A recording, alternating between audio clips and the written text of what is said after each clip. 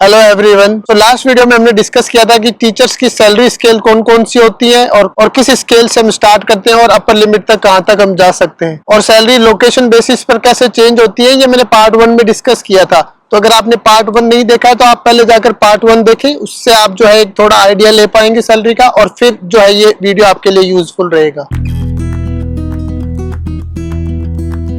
Part 1 में मैंने basic पे स्केल डिस्कस की थी, तो इस वीडियो में हम जो है ओरिजिनल और एक्चुअल नंबर डिस्कस करेंगे। सो आफ्टर QTS जो आपकी जॉब स्टार्ट होती है वो ECT 1 स्टार्ट होती है, और जनरली जो स्केल मिलती है वो मिलती है M1। सो M1 स्केल की जो रियल सैलरी है एक्सक्लूडिंग लंदन वो है 32,916 पाउंड पर एनम। और अगर लंदन की बात करते हैं तो बात की थी कि 3 जोन्स होते हैं, तो अब सबसे पहले जोन की बात करते हैं इनर जोन की। सो इनर जोन में सबसे ज्यादा सैलरी होती है और वो है 40,317 पाउंड्स पर एनम। बात करते हैं आउटर लंदन की, और आउटर लंदन की जो M1 स्केल की सैलरी है वो 37,870 पाउंड्स पर ईयर। और बात करते हैं लंदन फ्रिंज की, तो लंदन फ्रिंज की M1 स्केल की एनुअल सैलरी है 34,398 पाउंड्स पर ईयर। सो अभी मैंने जो ये नंबर बताए ये बेयर मिनिमम है, ये M1 स्केल है। जो भी फ्रेश स्टार्ट करेगा आफ्टर QTS ये तो उसको मिलता ही है, तो ये M1 स्केल है। बट अगर किसी का स्ट्रॉन्ग सब्जेक्ट नॉलेज है और स्ट्रॉन्ग एक्सपीरियंस है तो वो डिपेंड करता है, तो किसी को M2 स्केल भी मिल जाता है और रेयरली कुछ लोगों को M3 स्केल भी मिलता है। बट जो हम डिस्कस करेंगे वो M1 स्केल के अकॉर्डिंग डिस्कस करेंगे। तो ये जितने भी नंबर अभी मैंने डिस्कस किया वो लोकेशन के अकॉर्डिंग वेरी होते हैं, वो आपने देख लिए। और लोकेशन के अकॉर्डिंग वेरी क्यों होते हैं? क्योंकि जो एक्सपेंसेस होते हैं वो डिफरेंट होते हैं डिफरेंट एरिया में, like housing, transport, council tax, electricity, इसीलिए ये नंबर भी चेंज होते हैं। सो ओवरऑल हर एरिया में कॉस्ट ऑफ लिविंग के अकॉर्डिंग ये सैलरी जो है वो गवर्नमेंट डिसाइड करती है। सो अब हम एक सैलरी स्केल और डिस्कस करते हैं, और वो है सैलरी टीचर ट्रेनिंग। तो जैसा कि मैंने बात की थी कि कुछ लोग जो ऑलरेडी यूके में प्रेजेंट है, या तो वो डिपेंडेंट वीजा पर है या फिर वो PSW पर है, तो उनके लिए एक ऑप्शन होता है PGC QTS का, होता है salary teacher training. Salary teacher training में क्या होता है कि आप PGC QTS तो उसी रूट में कर रहे होते हैं, बट आपको आपकी टीचिंग के लिए सैलरी मिलती है, और ये जो सैलरी होती है ये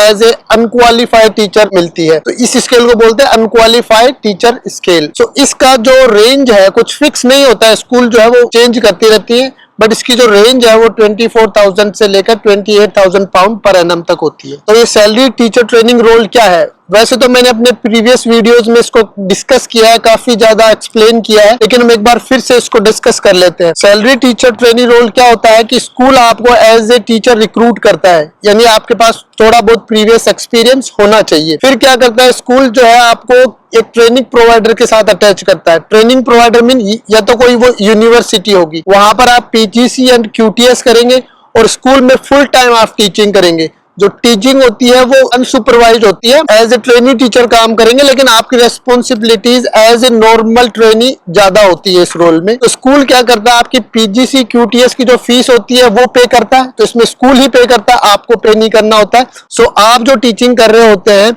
वो एज ए अनक्वालिफाइड टीचर कर रहे होते हैं, तो आपको स्कूल जो है अनक्वालिफाइड टीचर स्केल की सैलरी जो है वो देता है। और जैसा कि मैंने डिस्कस किया ये वेरी करता है स्कूल टू स्कूल, बट किसी को नॉर्मल रेंज है वो 24,000 से लेकर 28,000 पाउंड तक होती है। इसमें बेनिफिट ये है कि सैलरी मिल रही है और प्लस आपकी जो फीस है वो स्कूल दे रहा है, तो ऑलमोस्ट ये उतना ही चला जाता है जितना M1 स्केल का जो है वो कैलकुलेशन होती है। तो अब अगर आपको सैलरी टीचर ट्रेनिंग रोल के बारे में और ज्यादा इंफॉर्मेशन चाहिए तो आप मेरे प्रीवियस वीडियो में जाकर देख सकते हैं सैलरी टीचर ट्रेनिंग के रिक्रूटमेंट क्या क्या प्रोसेस होता है और कैसे उसमें आप सिलेक्शन ले सकते हैं। तो ये मैंने काफी ज्यादा डीप में डिस्कस किया हुआ है। तो ये जो रोल है ये सबसे ज्यादा कॉम्पिटेटिव है, बट सबसे ज्यादा बेनिफिशियल रोल है। इसमें आपको यूनिवर्सिटी की फीस भी पे नहीं करनी, वो आपकी सेविंग है, प्लस आपको सैलरी भी मिल रही है। सो एक अच्छी खासी सैलरी होती है वो एज ए ट्रेनी, और आफ्टर 1 ईयर आपको QTS भी मिल जाएगा और आप क्वालिफाइड टीचर आपका रोल स्टार्ट कर पाएंगे। तो अगर आपको सैलरी टीचर ट्रेनिंग रोल के बारे में और ज्यादा इंफॉर्मेशन चाहिए तो मेरा सैलरी टीचर ट्रेनिंग रोल का वीडियो आप देख सकते हैं, वो ऑलरेडी अपलोडेड है। सो जो मई मंथ होता है वो पीक टाइम होता है टीचर्स रिक्रूटमेंट का, जहां पर सारे स्कूल जो है अपने नेक्स्ट ईयर मीन जो सितंबर में सेशन स्टार्ट होगा उसके रिक्रूटमेंट करती है।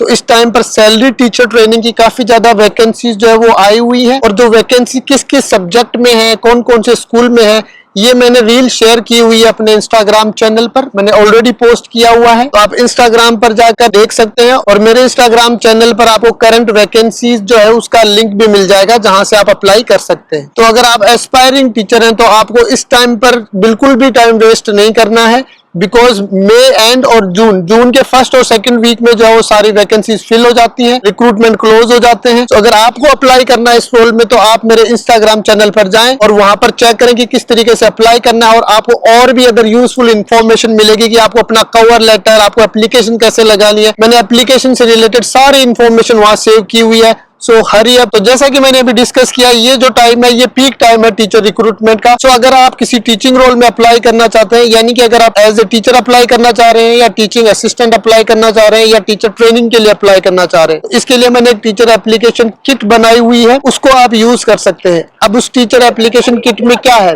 इस टीचर एप्लीकेशन किट में मैंने वही टेम्पलेट शेयर किए हैं जो मैंने अपनी टीचिंग जॉब के लिए यूज में लिए थे। और ये सारे टेम्पलेट जो इंक्लूड करते हैं personal statement, cover letter, reference email and ATS friendly CV, और ये सारे टेम्पलेट डीएफई गाइडलाइन के अकॉर्डिंग है। तो आप मेरे इंस्टाग्राम पर जाकर, लिंक अवेलेबल है, वहां से टीचर एप्लीकेशन किट को डाउनलोड कर सकते हैं। अब आपने सैलरी तो देख ली, सैलरी कितनी मिलती है, क्या हमने बेसिक डिस्कस कर लिया, और टीचर जॉब के लिए कैसे अप्लाई करना है उसका भी मैंने डिस्कस कर लिया, आपको किट के बारे में बता दिया अगर आप अप्लाई करना चाहते हैं। अब बात करते हैं आउटकम की। भाई टीचर भी बन गए, अब सैलरी आना स्टार्ट हो गई, तो अब एक्सपेंसेस क्या होते हैं और कितनी सेविंग होती है, वो जो नंबर है हम डिस्कस कर लेते हैं। तो ये जो सैलरी मैंने डिस्कस की है ये पर ईयर है, पर एनम जो सैलरी है। तो हम बात करते हैं कि भाई पर मंथ कितना इन हैंड आ जाता है। तो देखिए पर मंथ का ये है कि आप इसको 12 से डिवाइड करो, और जो 12 से डिवाइड करने के बाद जो सैलरी आप या जो भी अमाउंट आता है उसमें से इन हैंड सैलरी है वो ऑन एन एवरेज 75% या 74-75% ही होती है। अब 75 इन हैंड आती है तो 25% डिडक्शन में जाता है। अब 25% डिडक्शन में क्या क्या होता है, तो इसमें मेजर पार्ट तो होता है वो होता है टैक्स का।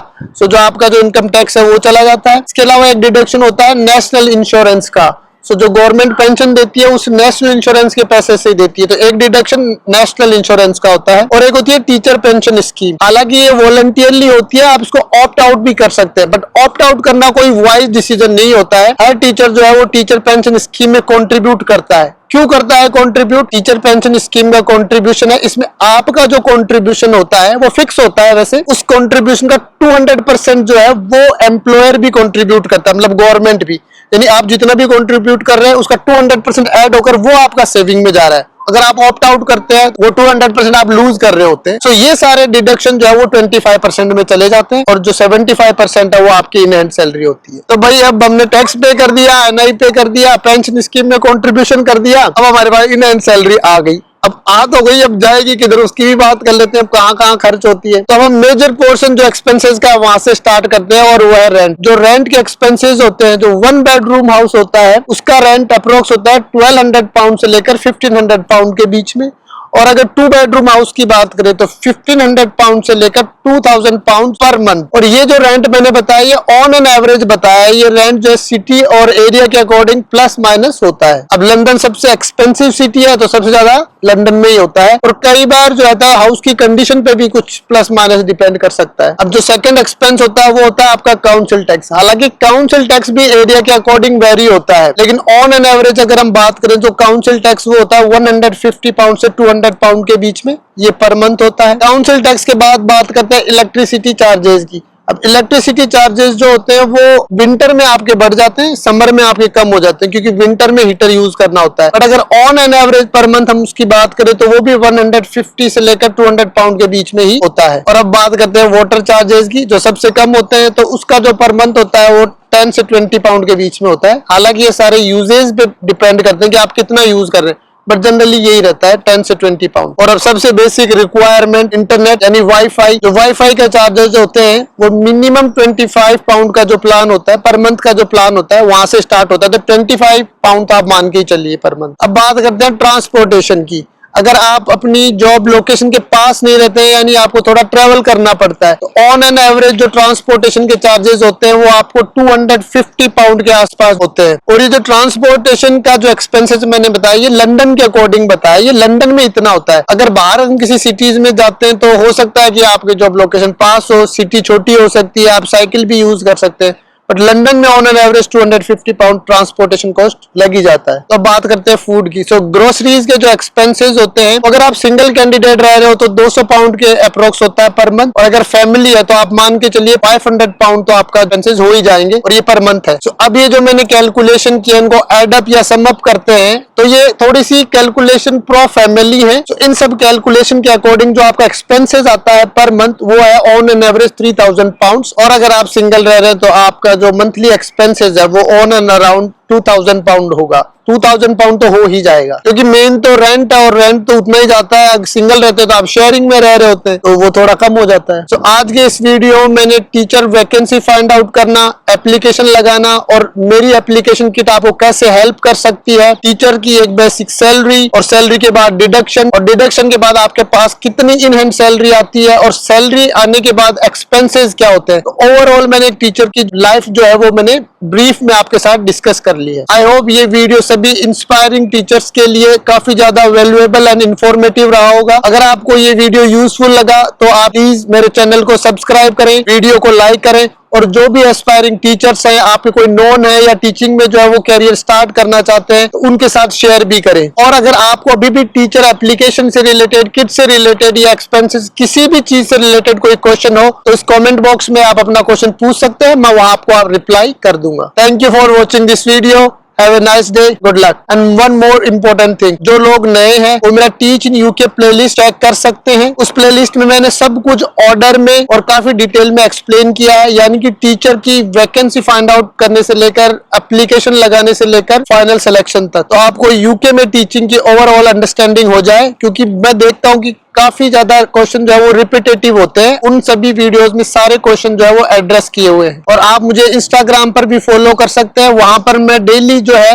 वो टीचिंग से रिलेटेड इंफॉर्मेशन शेयर करता रहता हूं। So please follow me on Instagram for real time updates about teaching in UK. Thank you everyone, have a nice day.